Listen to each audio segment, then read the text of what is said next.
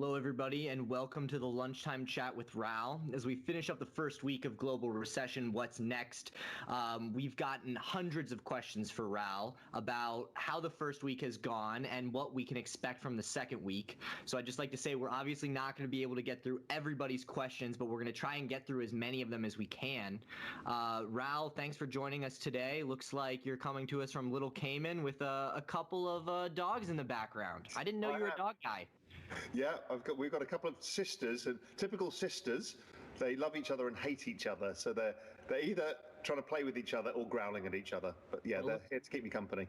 Looks like they're cooperating with us today, so hopefully that continues. But maybe we'll get one of those only on live TV moments. Exactly. But we only have a little bit of time, so let's just get right into it. So you did two interviews for us in week one, Kyle Bass and Howard Marks, two legends in their own right. And they really look at the world in different ways. And obviously nobody looks at the world quite the same way that you do. So what were two takeaways that you got from each of those interviews that really surprised you and that you found, interesting and useful for investors? Well, look, again, the whole purpose of this week was to understand what other people thought going forwards. People are familiar with my view, and I did the expert view at the beginning of the week explaining how I thought this would play out. So I wanted to find out from Kyle first what he thought.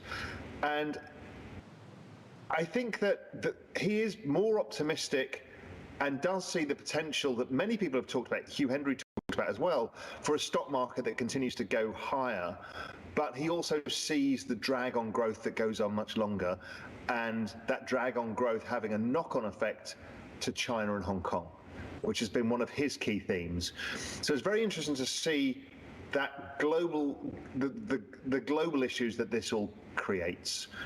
And with Howard Marks, I wanted to understand from him what the opportunities were in distressed when the Fed had come in so fast that even Warren Buffett complained they had no chance to buy anything.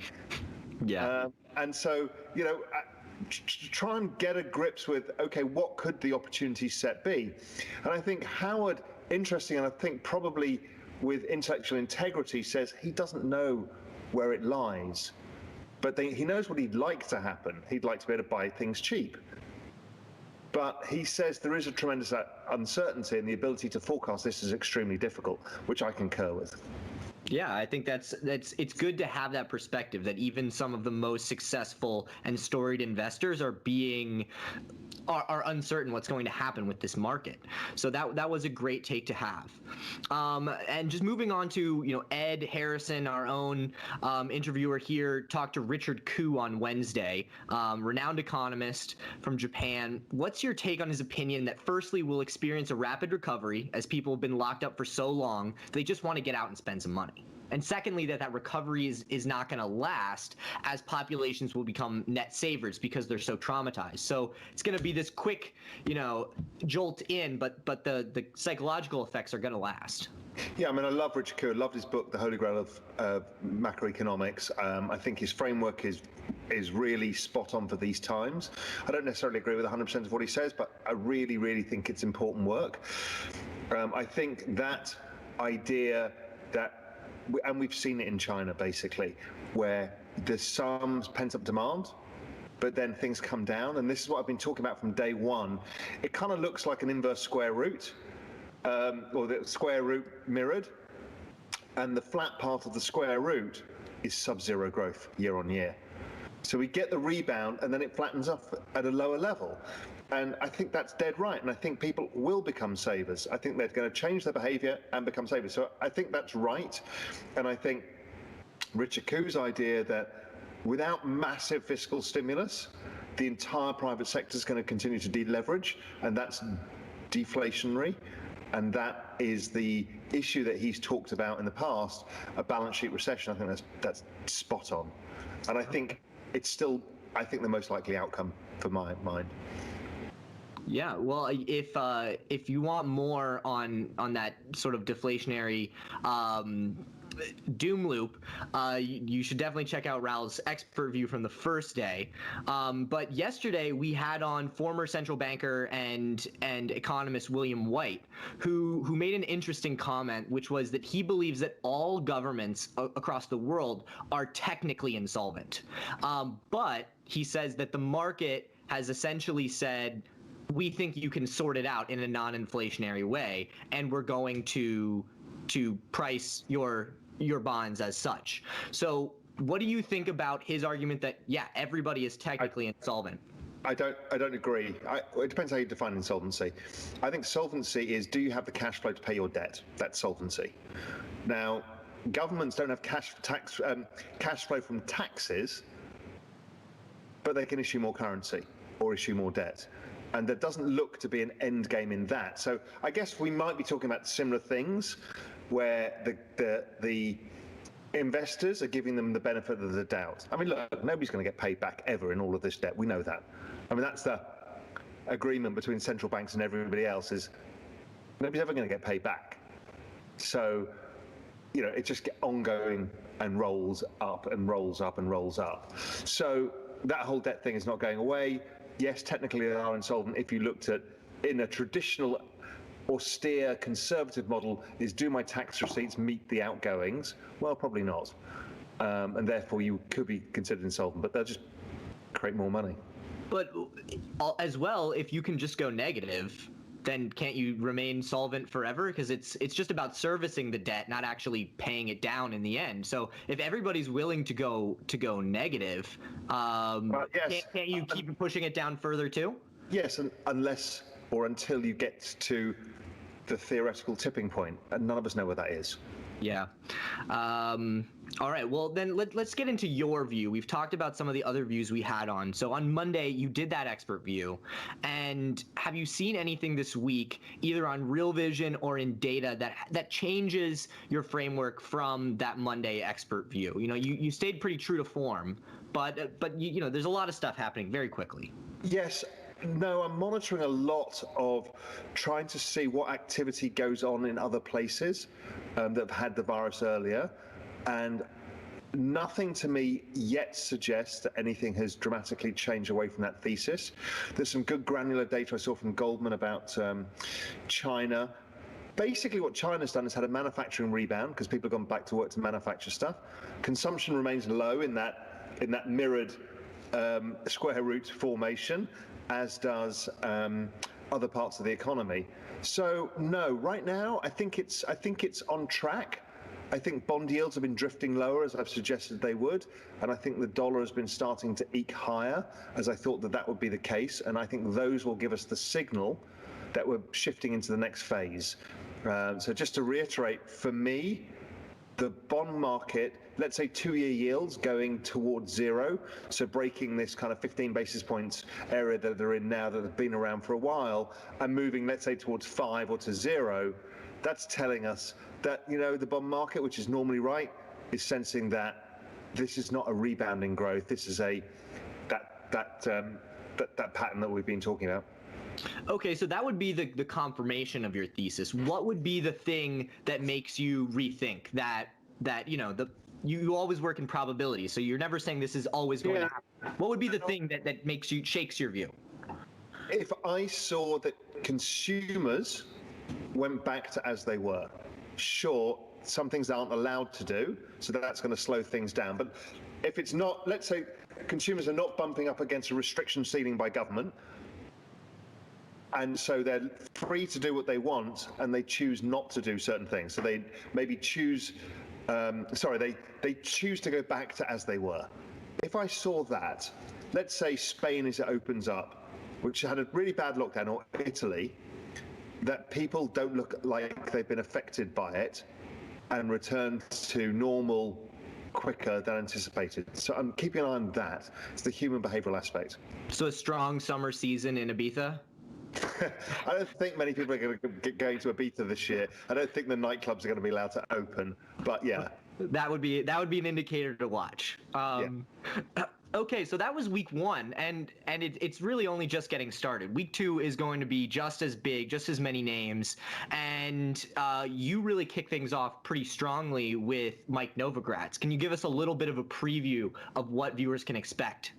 Yeah, so Novo's interesting. Obviously, we share a lot of common background, and we're friends. But the main thing about Novo, he has this, and Dan Moorhead is similar, and Dan Tapiero is similar, is real macro guys with real deep experience of the macro, but real deep experience of the crypto digital asset space.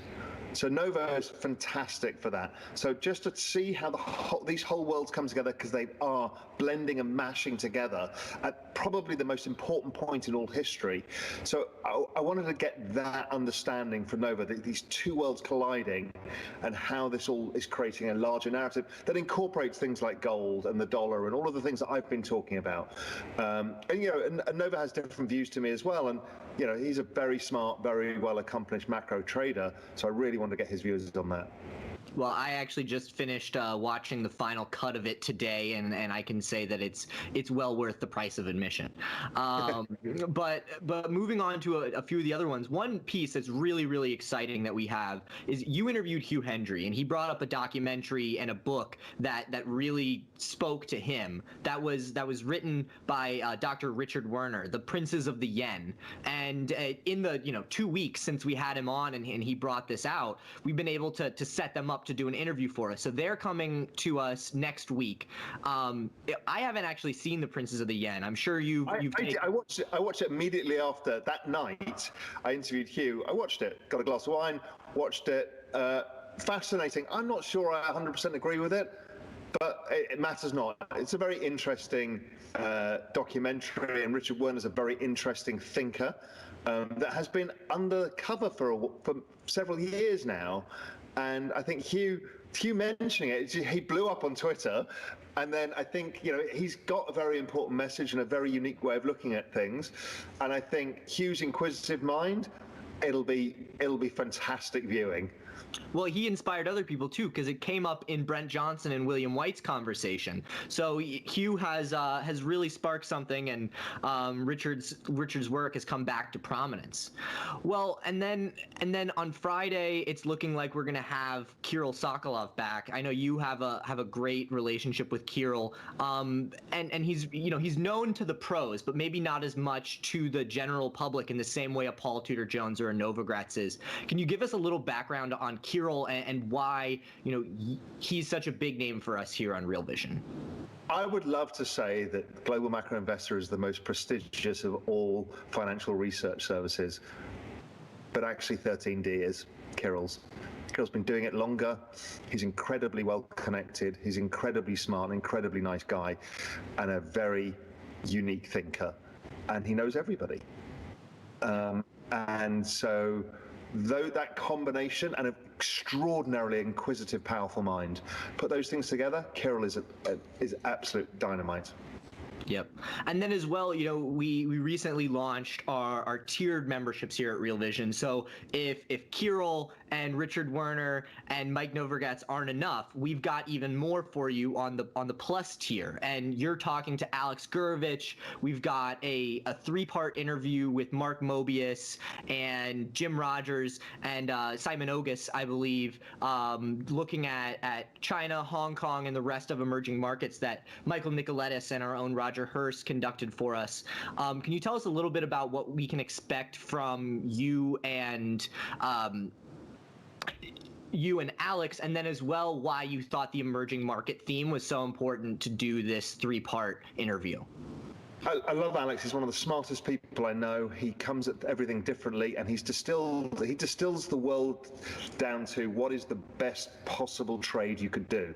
He's a very disciplined thinker, but a massively broad thinker, and he's able to take all of that information, distill it down to the specifics. And I think Alex, of all people, is exceptional at that. And so I wanted to see where his bond thesis is. Now we're getting to zero yields. I mean, we're in the long bond, which is his favorite play of all. I don't know where we are now, but we're not, it's not very far to go. So how does that play, and where does the quality trade move from once we get to the end of this phase?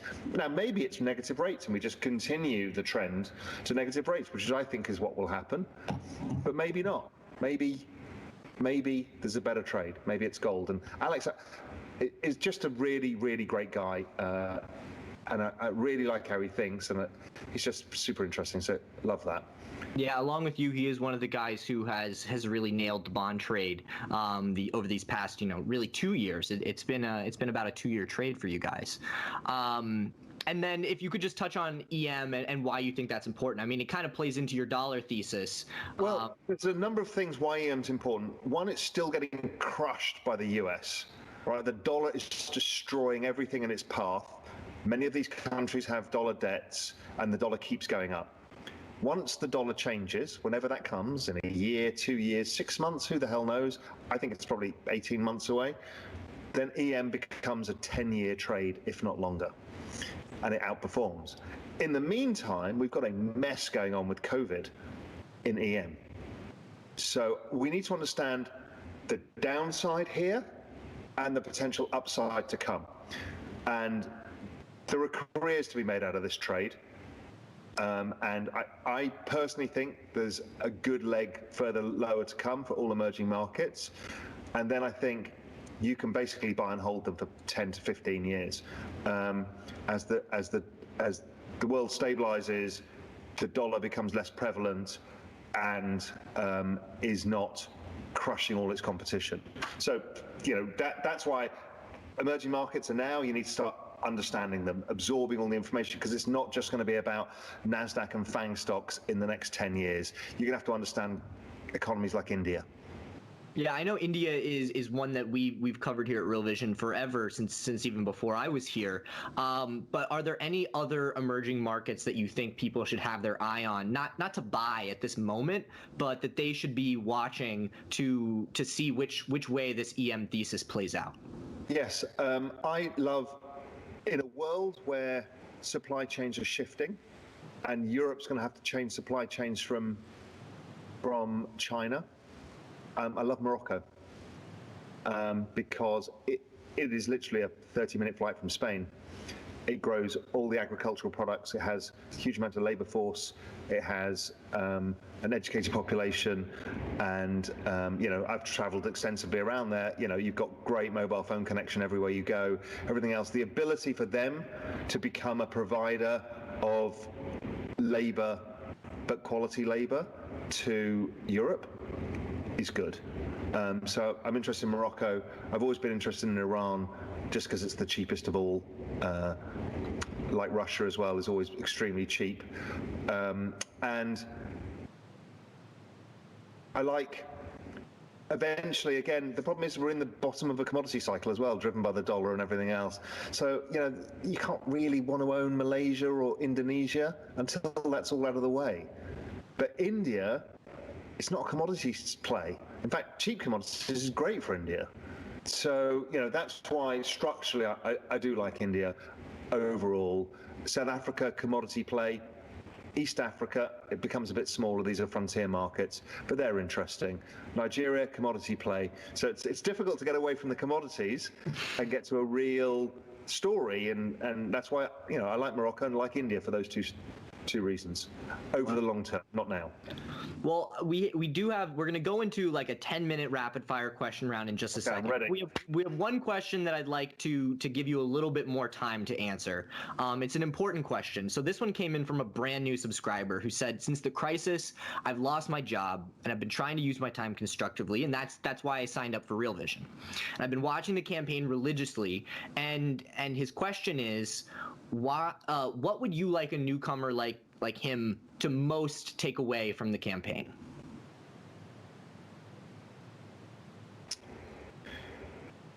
I think almost everybody we're bringing on to talk about has been through crises before.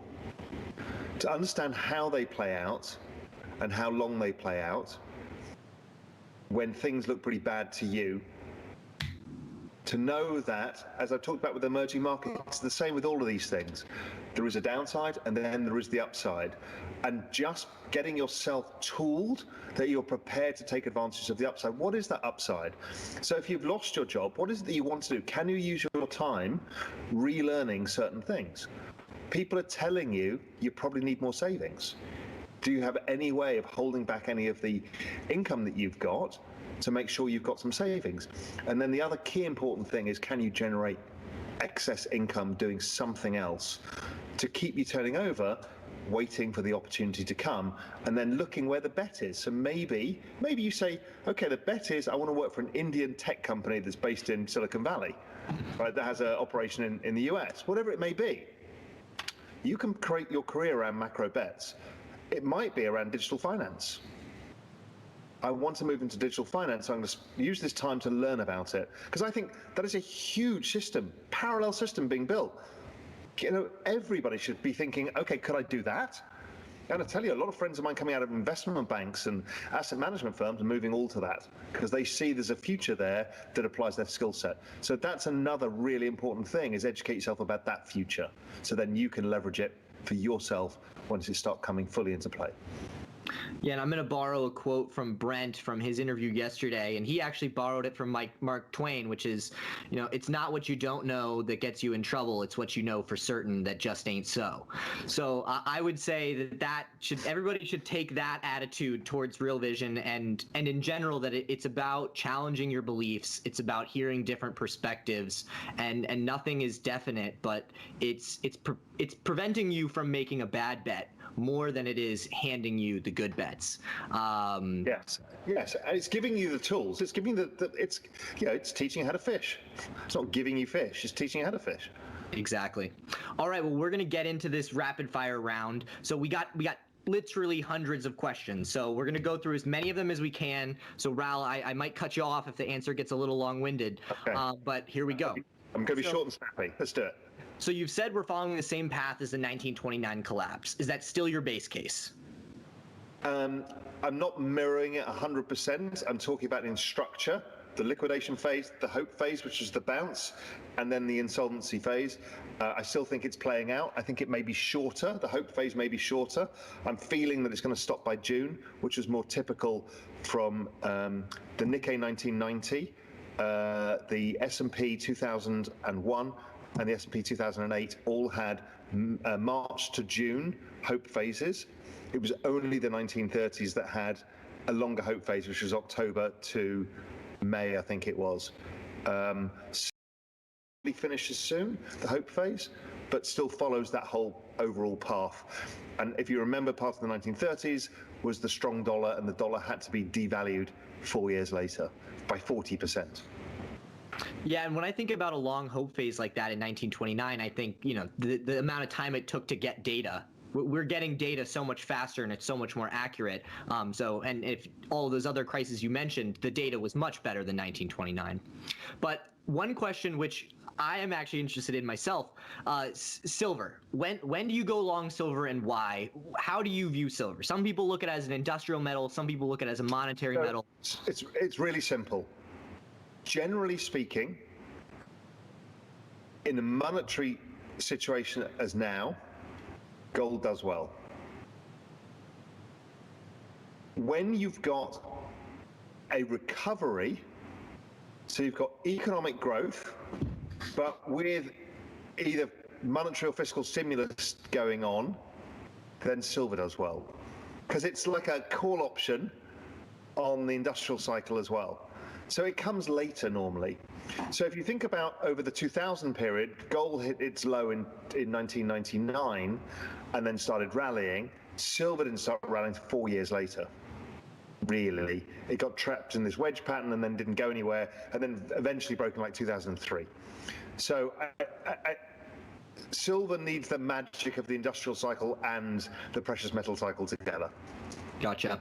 So switching to crypto, what are your views on Ethereum versus Bitcoin? And then I'll just add the caveat, just in general, non-Bitcoin cryptocurrencies. At the very simple level, Ethereum is silver, Bitcoin is gold. So all of the applications really at the moment are happening on Ethereum. So it's going to be driven by demand, by the underlying adoption of the businesses that come. I think that'll happen, but it probably comes later. And in which case, there'll be periods of time where Ethereum will kill outperformance of Bitcoin, and other times, right now, that I think Bitcoin rightfully is the king, because it needs to be the reserve currency of the future, meaning personal reserve currency, not replacing the US dollar. I don't believe in that. I'm talking about it's a personal reserve currency that you can use and I can use a lot easier than, for example, you can access gold. Gotcha. So keeping it along currencies, how will the pound fare against other major currencies in this global downturn? And then really more long term, how do you look at with Brexit and the reshaping that's going on in the UK? How do you look at the pound long term? I think the pound goes to parity to the dollar.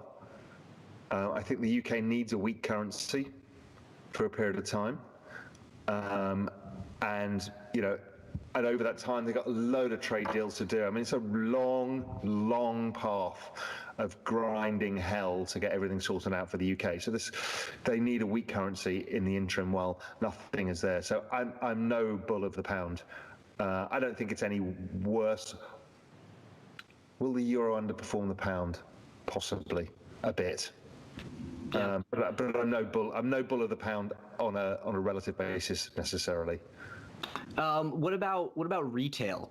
We saw retail sales fall 16.4% in April. Do you think that this is a trend we're going to see continue? Are there any major trends you think will be reshaped after this crisis? So retail, if that was the year-on-year number, was down 16%. So it actually wasn't. The year-on-year number was down 21%, I think. So I look at things in year-on-year because this month-to-month becomes nonsense. What we need to know is retail sales going to go positive again, which is a normal world, or not? I don't think so. I think it rebounds from negative 20% and rebounds to negative 5, which is exactly what I've been talking about. It's that subdued year-on-year rate of growth that is recessionary. We've had the shock and awe, and we might have. I think most people have been buying stuff anyway online. So I think we'll get some retailers, we'll see some pickup in stuff, but it won't last longer than a month because, sure, you need to buy your kids some new toys and only that particular store sells them or whatever. But after that, I don't think so. Now, I know you've been paying close attention to Brazil. Where do you think Brazil is heading with this crisis? Is there any hope? No. I will keep it short and sweet. What about the strong dollar? If you're a retail investor, what's the best way to take advantage of that? I'm not a big fan of ETFs and blah blah blah, but the only one easy way is the UUP ETF and stuff like that are basically that DXY dollar index. But for that trade to work, you really need the euro to weaken. For the euro to weaken, it has to break this trend line that keeps bouncing off, which is this wedge formation, and it's basically 107.75. Breaks that, the euro's going down to 105, parity, and then below. So UUP, but it's there's no leverage in that, so you're not going to make a lot of money. Currencies, most people trade currencies leverage, and futures are the way for that. Okay. And then let's see here. In the past, when we've had, massive crises like this, war has been a risk. We haven't had really a major war in the world in a very long time. What do you think about the potential for something like that coming to fruition? Well, listen, there is a definite increase in saber rattling between the US and China. Now, it's unlikely to be a kinetic war, but we've got trade war already, and we've probably got a technology war, and we've probably got a kind of military weaponry war going on, and we've probably got a cyber war going on. So to all extents and purposes, we're probably partially at war already. And I think that could ratchet up. Do we end up fighting kinetic proxy wars elsewhere? Quite possible. I don't know. I really don't know. And I'm not a big fan of geopolitics because it's all so unknowable. There's kind of no business cycle or rules to lend on. It's all like guesswork and I spoke to my friend in Uganda, and he thinks that blah, blah, blah, and the China, it's all hearsay, so I'm not one for that. Okay, so what about if you had to pick one emerging market currency that you would say don't touch it with a 10-foot pole, what currency would that be? The Chinese RMB. Can we get a little bit on that one? With it being pseudo-pegged. It's pseudo-pegged, it's a crawling peg, but you can't ratchet up a trade war. They just ratcheted up the Huawei war with the 5G technology. There is an ongoing battle. It's pegged also not only to the dollar, but to the euro and a bunch of other currencies, which are all likely to weaken. And I think the Chinese have an enormous amount, Chinese corporations have enormous amounts of US dollar debts. And one of the ways of helping themselves out is devalue your own currency. Okay, so final question from the audience is, what's your take on U.S. asset prices in the near to medium future? You kind of gave a long-term view with your EM answer that you think there'll be some EM outperformance in 10 to 15 years. But what about near to medium term? Is this U.S. outperformance story still intact? Yes, I don't think that's going away. I think the US outperformance story works. I think the stock market is probably trying to grind out a top here. And we'll see a corrective phase, and then we'll take a look at it. The bond market's telling us it's kind of pinned to yield lows, that things aren't great, and the stock market's at the wrong price, which I think we probably all know. So, and I think that commodities get some rebound as things reopen, but I don't think there's enough demand for a strong rebound in commodities. So I think stuff like copper's priced it in. Oil's getting closer to where it needs to be, and we'll probably trade off again after that. Okay. Well, with that being said, I just want to say thank you to you, Raoul, and thank you to everybody for joining us. It's an exciting time for us here at Real Vision and really across the entire global financial world. Thanks for taking the time, and thank you again to all the listeners.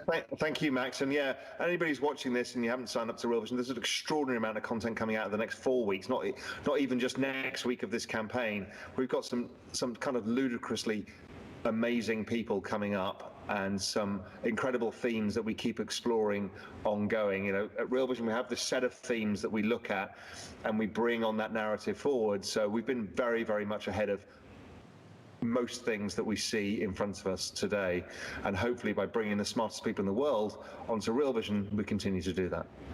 And I'll add that you can give it a try for $1, so you don't have any excuses as to why you're not signing up. If you're here listening to Raoul today, just give it a shot. Give it a shot. Exactly. Well, good sales skills. Yeah, thanks, Max. I have to. But all right, guys. Well, good talking to you, Raoul. Cheers.